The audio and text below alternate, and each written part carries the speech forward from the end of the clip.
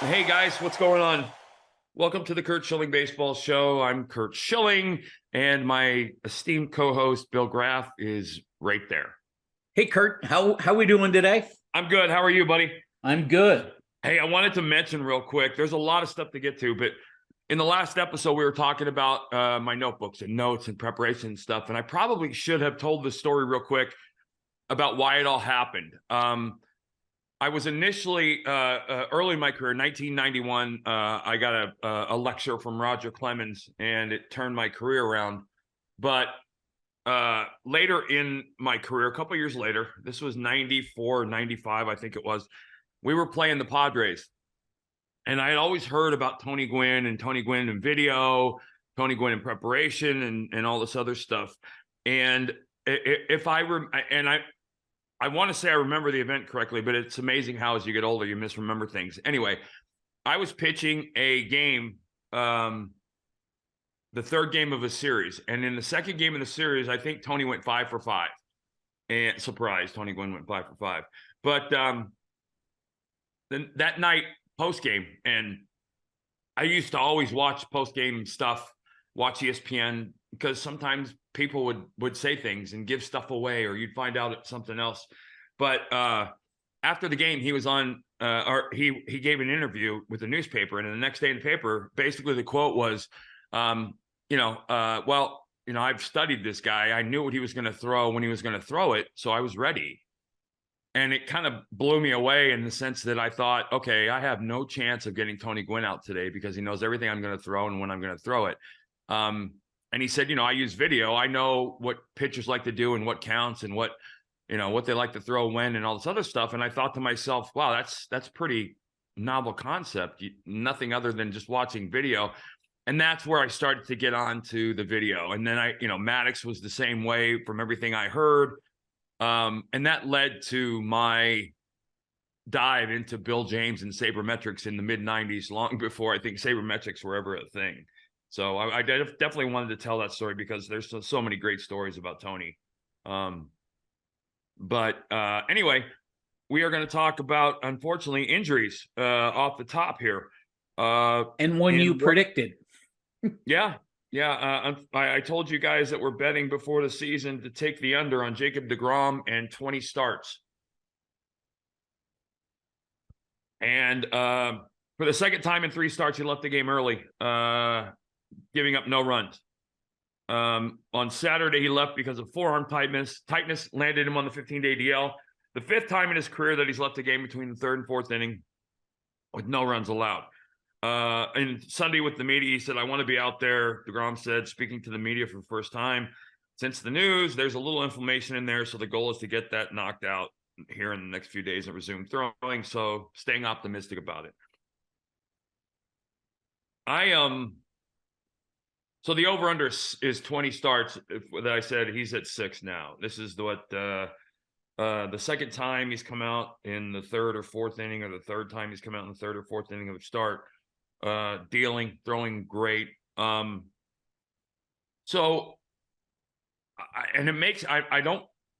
didn't do it when I was a player, and I hesitate to do it now, but I got to start questioning a guy and the mental toughness side of things now that we're at this. And I hate to do that because I from everything I know, the guy, he's a great guy, he's a competitor and all that stuff. But inflammation doesn't pop up on a pitch. Inflammation is also part of your everyday life from the time you're about 18 to the time you retire as a pitcher. The act of throwing is so unnatural. And think about it like this.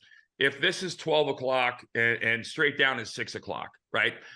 The closer your hand gets and arm gets to 12 o'clock, the more physical damage you're doing to your shoulder and your arm. And I say damage because it's at a microfiber level, but this is bad. This is not natural. Nothing about the joints impinged and pinched and all the things that go with that. Now you add to the fact that you're moving in thousands of degrees a second in that motion. So if you think about 12 o'clock, it's why and I'll give you a little hint or a tip. It's why guys that you see that throw down under sidearm closer to 6 o'clock, You never see them have reconstructive surgery. You never see softball pitchers have reconstructive surgery because your arm at 6 o'clock is in a natural position. You'll never see a softball pitcher, unless there's a physical defect to begin with, usually have surgery. I can't remember the last time I've ever heard of one. But the closer you get from 6 o'clock to, that's 3 o'clock, that's 12 o'clock. This is bad. That's why also you'll see guys that throw straight over the top. They don't throw like this. That's how I threw. I threw over the top. But when you think about this, what happens is some guys do this, but most guys, when you're throwing over the top, your head comes to the left. So your arm stays at 12 o'clock, but there's distance between the two. And this is a more, if I even it out, look, I'm down closer to 3 o'clock. Guy, and so he is an up top guy. But the fact of the matter is there's inflammation and there's discomfort almost always. And that's why I say when I talk to young pitchers, one of the things I ask them to get religion about is their shoulder and their biological makeup of the joint. So you can understand when you're hurt, where you're hurt, why you're hurt. But this has not been in one place for Jacob, right? This has been all over. And I got to start wondering and I played with guys who, listen, if they weren't 100%, they were hurt in their minds. They didn't pitch because something felt off. And if I probably would have made about 100 starts in the big leagues in my career if I didn't pitch every time something felt off. And nowadays, what are they paying him this year, guys? Bill, what's his salary again this year? Something like $35 million? Between 35 and 37. Okay. So he's making almost $40 million a year. So you can imagine the club is going to have they're going to have their hand on the parking brake and their foot on the regular brake, and they're going to jam on both the second he says anything. And, maybe that's justified. But the fact of the matter is at some point you got to pitch through it if it's not an injury. And I don't remember this being an injury is something that requires surgery to fix, because here's the problem. He has something if he's correct, he has something causing inflammation in his delivery. That something doesn't go away with rest. It's either part of his mechanics, part of his body, part of something. So resting that doesn't fix it. It just makes the inflammation go away until he throws again.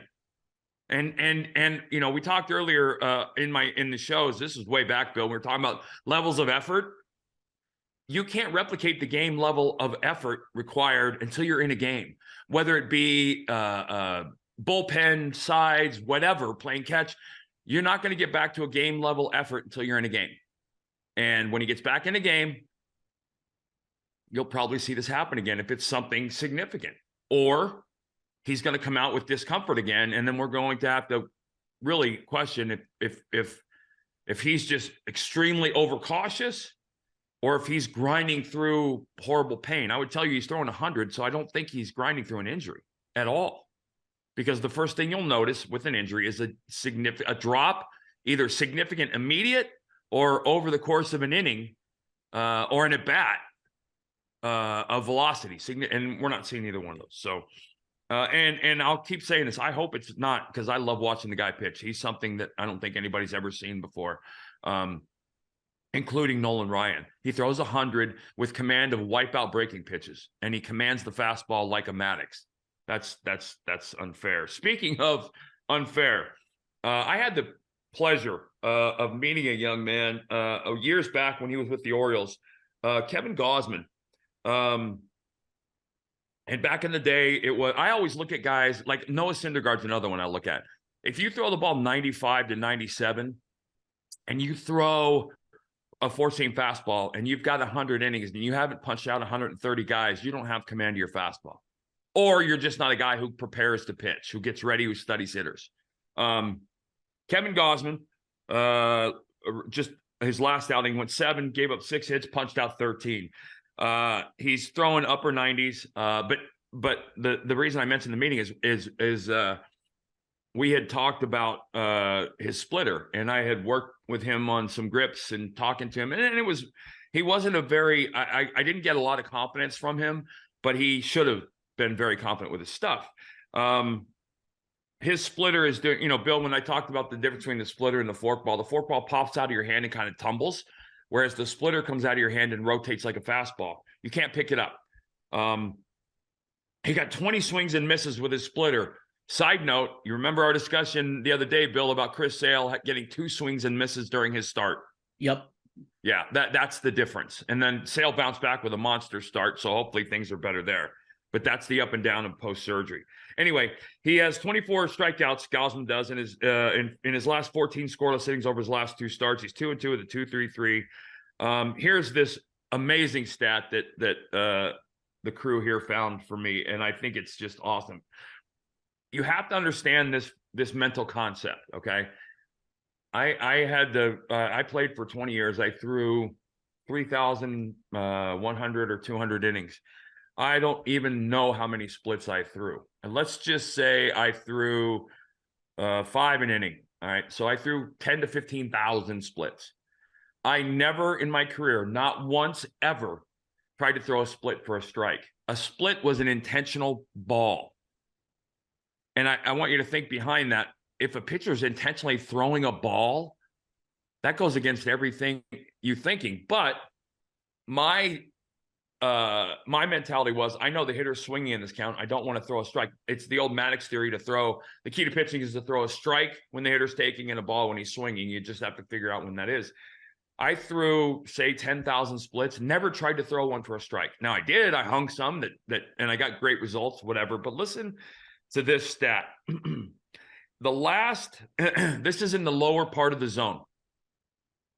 The last 610 splits that Kevin Gosman has thrown in the lower half of the zone, 595 of those 610 were either a swing and a miss, a foul ball, or a ball put in play and an out. 15 of those 610 were hits. And the average exit velocity of those hits was 80 miles an hour. So Kevin Gosman turned the corner. Kevin Gosman's prepared. Kevin Gosman's going out to the mound with wipeout stuff and preparation, which bodes well for everybody involved because this guy's at top of the league, should be a Cy Young candidate every year kind of stuff. And I just thought that those stats were absolutely amazing. And it kind of leads into the next conversation. And Bill, we talked about this off air briefly last time. Going back to the 3,000 plus innings that I threw, I probably, let's just say I threw 45,000 pitches. I probably threw 80% fastballs. 80% of 45,000 is about 35,000 out of 45,000. So 75 to 80%. And I would tell you that Maddox, in his own way, probably was a 70 to 85 to 90% fastball guy as well. His fastball just moved. Nolan, same way. But here's some stats. There are on plate appearances where a pitch ends the at-bat. Here are the numbers for 2 pitches. The four-seam fastball, batters are hitting 50 points higher than they are versus sliders. OPS is about 80 points higher against fastballs and sliders. Now, any right-hand, and I'm talking about right-handed hitters or same hitters, left-handed against pitchers.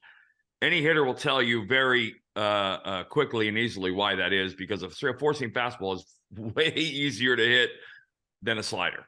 All right. I remember very distinctly that Manny Ramirez, in the video room one day we were talking, the one thing that baffled him, that troubled him, and if you look at the numbers of guys against him, was the right-handed slider. He wanted to know if a guy had a power slider. And by power, I mean, it's the 86, 87 to 91 mile an hour slider. And Curt, just for people, sliders move both horizontally and so here's and I should mention this. So again, a four-seam fastball is rotating like this and it's going straight. A slider is from a right-hander. Again, a slider is coming out of the hand, it's going straight, and it's rotating, it's spinning, and sometimes you can see a little dot where the seams come together when it's spinning. But it's breaking horizontally and it's breaking vertically.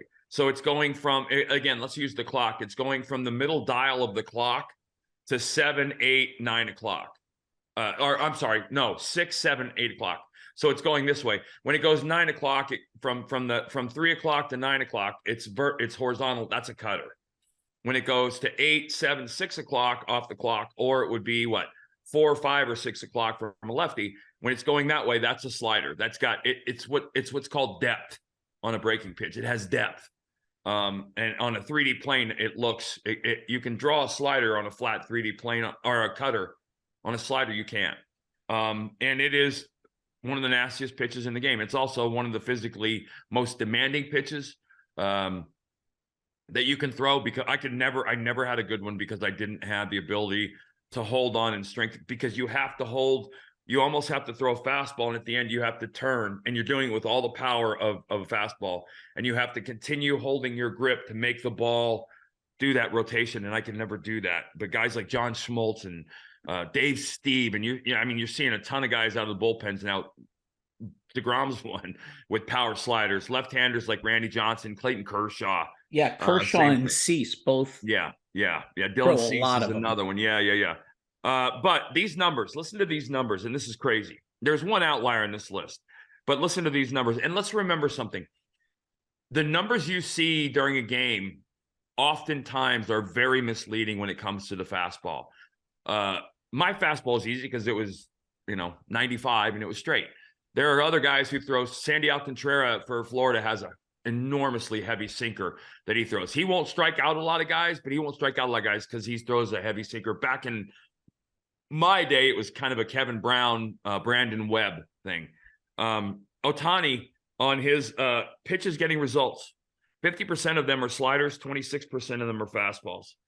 Kershaw, 44% sliders, 39% fastballs. And I would argue the Kershaw average has probably changed dramatically over the years as he's gotten older and he's lost some velocity. You have to adjust. Cease has 42% slider, 37% fastball. Jordan Romano, 67 to 33. Hunter Brown, 36 slider, 31 fastball, 30% curve. Every other leading pitcher in the big leagues throws more fastballs than any other pitch. Now, I think a lot of times you'll see all these unique, weird names for pitches that really aren't unique and weird pitches. They're just different names for the same pitch. You can throw a four-seamer, you can throw a cutter, and you can throw a sinker. They're all three fastballs. They do different things, but they're all three fastballs. And if a guy throws 95, all three of those pitches are within 3 to 5 miles an hour of 95. Now, they're fastballs. But yes, that one's a cutter, one's a sinker, and one's a four-seamer. The cutter does this, the sinker does that, and the four-seamer does that. And then you have Ohtani throwing something called a sweeper, which seems to move more than any ball I've ever seen. Right. It's the right to left cutter. It's a cutter. It's a big cutter. Go back and look at Mariano Rivera. That was a cutter. Yep. But he's the only guy who, when they say he throws 6 or 7 different pitches, I kind of buy that. He probably does, because he does some unique stuff. But for the most part, the more pitches, the more difficult it is to be good, because it's harder to command more. And it's just simple math. It's harder to command 5 pitches than it is to command 3. So anyway, I thought that was interesting. Great. That's great stuff too, Bill, because it like I said, I think the reason Ohtani's 50% to 26% and the Kershaw is 44 to 39, there's a lot of factors behind that. One is Ohtani's healthy and younger and a pure power guy. Kershaw, even when he was good, was a Randy Johnson kind of guy where he would throw that slider around the ankles of a right-handed hitter. Lots of swings and misses. I almost look at it like a split in the sense that it was a strike until you swung. And when you swung, it was behind you, generally. And then Dylan Cease is just, his stuff is just electric. Well, and the amazing thing for all those guys too is all of their whips are super low. Right. These are guys who aren't walking guys. Right. And that's, but again, I think one of the things we're talking about, none of those numbers add up to 100%, right? So there's a third pitch in there. So 76% of Ohtani's at-bats end in a fastball slider. 83% of Kershaw's, 79 of Cease's, 90 of Romano's, which means they're pretty much sticking to the 3-pitch repertoire as they pitch, because that last 10 to 20% of at bats ending in another pitch is generally going to be a changeup or something to that, or a split or whatever. I would probably argue the 24% missing on Ohtani is probably his split, because that thing is so filthy. But yeah, that begs, you don't see 4 or 5 different pitches being mixed in at 25%, which is what you're not going to see with really good pitchers. Wanted to mention also really good pitchers who Chris Sale, who we talked about last show, ended up punching out nobody, I think, over a short outing, got 2 swings and misses, came back on Sunday, went 6 1/3, 3 hits, punched out 5, didn't walk anybody. 71 of 93 pitches for strikes, got 11 swings and misses. Probably a lot more in line. Certainly not vintage Chris Sale. But after the game, Curt, he said this, and I wanted to get your take on it, but he said that his pitching coach told him to just go out there and be more athletic. Go out and do what you know how to do and just throw the ball. And he said he felt more like himself, and he found the plate a whole lot better, which I thought was interesting. Okay, first off, I have no idea what that means. None. But second off, that's a good pitching coach. You have to know your pitchers. Clearly, that's a language that those two have talked about, where athletic has a definition and a meaning to Chris that he identified with. And that's what a good pitching coach does. There isn't one size fits all for any of this, obviously. And as a pitching coach, for the most part, you've got 10 to 13 guys, and every one of them is different. Every one of them learns different. Every one of them feels different. Some of them need a pat on the ass. Some of them need chewing out, whatever. And some of them need to be talked to very specific ways. And a great coach understands that language, or a great coach speaks from a very fundamental, easy to understand language that everybody understands. And so he figured it out for that start. But it's going to be interesting to watch. And like I said last time, I think you'll see kind of a Richter scale effect as he's coming back from surgery, and coming back from surgery is an up and down thing. Some days you feel great, other days you feel like poop. But on the days you feel like poop, generally, if you're good enough to hang around, it'll show up. And I remember Jim Palmer one time said, the great pitcher isn't the guy that goes out with his fastball, his curveball, and his slider. The great pitcher is the guy that goes out with just his fastball and is still in the game when his curveball and slider show up. And that's the same thing coming back from surgery. And I had it happen to me many, many times after surgery. You go out and you're throwing the ball 86 in the first inning, and it's like, oh my God. And then the second inning, all of a sudden, it's 95. And that's just the body. That's the way the body is and the way the body reacts. Speaking of guys, physical, and this is a fascinating discussion because I've always had this question in the back of my head. Bryce Harper is going to start Tuesday for the Phillies. Bryce Harper had Tommy John surgery 160 days ago, less than 6 months ago. Okay. The Phillies are 15-14, 7-3 in their last 10. Now there's a I don't know if it's different, and it may be different now, but there's a process for Tommy John, and they generally say 12 to 18 months because of this reason. Sometime in the 6-month window after Tommy John, a pitcher, I'll use a pitcher as an example. A pitcher will feel like he's 100% better than he did pre-surgery. And so when you come off the surgery and you're rising physically and you're feeling better, you plateau and you think, oh my God, I'm ready. And then after that, there's a dive for literally everyone. You just go, and it's not that you hurt. It's just that it's your tissue, your collagen, whatever it is really actually not ready, but you got it back into shape. And then it's one of these things that goes like this, and then it eventually starts to rise up to where you're back. And by the way, Tommy John is not what it used to be. Tommy John is now as routine as going to the dentist, it seems like. And your ability to come back from it, barring catastrophic elbow problems, is really high. Well, he's coming back. Yeah. Go ahead. No, go ahead. Well, the great thing for him is he's going to come back in DH. And he's been taking ground balls at first base. So theoretically, he won't have to use his outfield arm for even another couple months. They're not talking about putting him out there for a while. Right. But the problem is that there is no outfield arm versus infield arm from an effort level. When you throw the ball in a game, you're throwing the ball 100%. The difference, though, is he might, if he's playing first base, which I'm going to imagine he's going to be very good at because he's an incredible athlete. He's going to be throwing a lot less. a lot less than a guy that's recovering from Tommy John as a pitcher. And maybe that's good, because if you go through a little bit of a funk at first base and your arm doesn't feel great, it's really not going to be that big of an impact, except maybe trying to turn a double play and you just don't have the life on the ball that you normally had, which is fine. But I'm going to be curious. I don't know how Tommy John affects a hitter. And so that's the big question. I've always assumed, based on and if you want to understand Tommy John, so your ulnar nerve runs through here. It's your funny bone.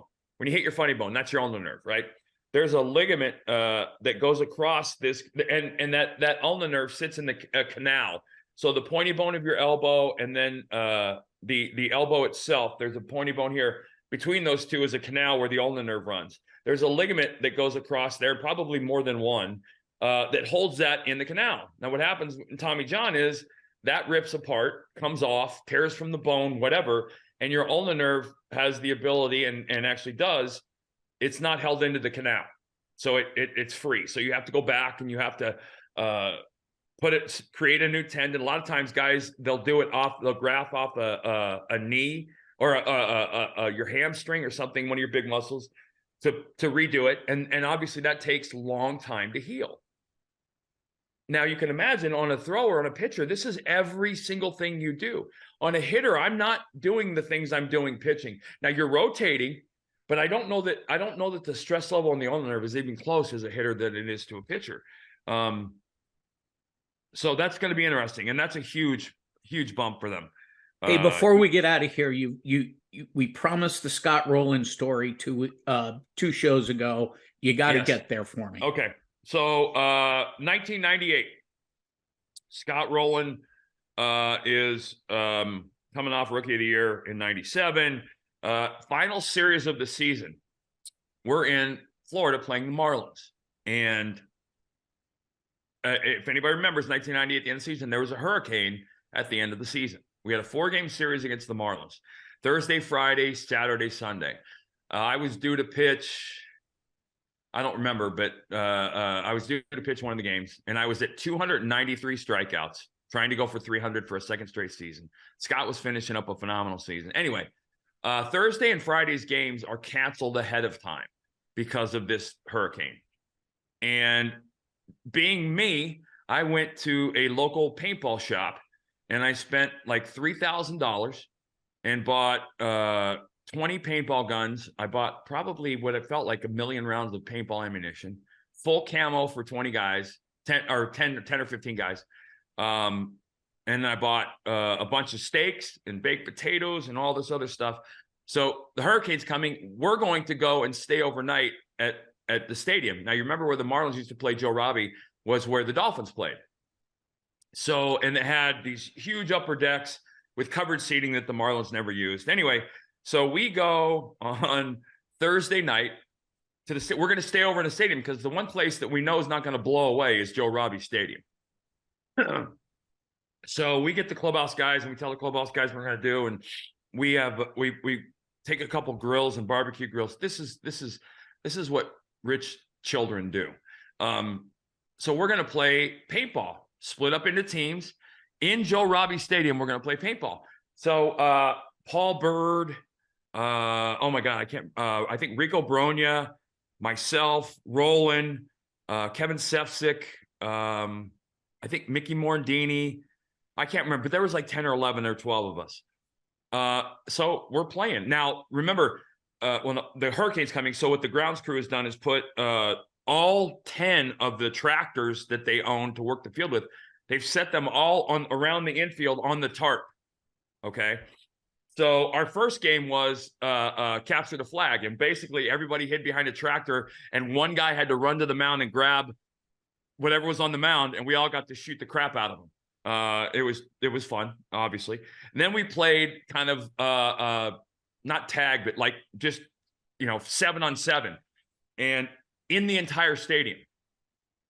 So we're playing, and two things happened that night. The first thing was, so in the old Joe Robbie bullpen, to get to the bullpen, you had to go into the stands. There was a stairs down, a walk, stairs up into the bullpen. I'm pitching Saturday, and this is Thursday night. I walk down to the bullpen. It's pitch black inside some of the tunnels, and I forget the stairs are there, and I step off them, and I think I break my ankle. And all I can think of as I'm laying on the floor is, oh my God, how do I explain this? I broke my ankle playing paintball? Really? Obviously didn't break it, but I heard it. Anyway, fast forward. Paul Bird and Scott Roland are in the upper deck of Joe Robbie Stadium where all the covered seats are. Now, if you've ever seen that, there are no guardrails, okay? Because nobody's up there. There's no guardrails. It's just the top of the stadium, and if you go over it, you fall to the field and you die. So apparently, Paul Bird is hiding, and he's been hunting Scott Roland, and Paul Bird jumps out, scares Roland, shoots the crap out of him. Roland falls and rolls over the edge of the upper deck of the stadium, holding on. Holding on, and if he doesn't hold on, he falls and dies. And ends up pulling himself up and recovering because Birdie obviously helped him. But when we heard the story, I think we decided we would no longer play that game.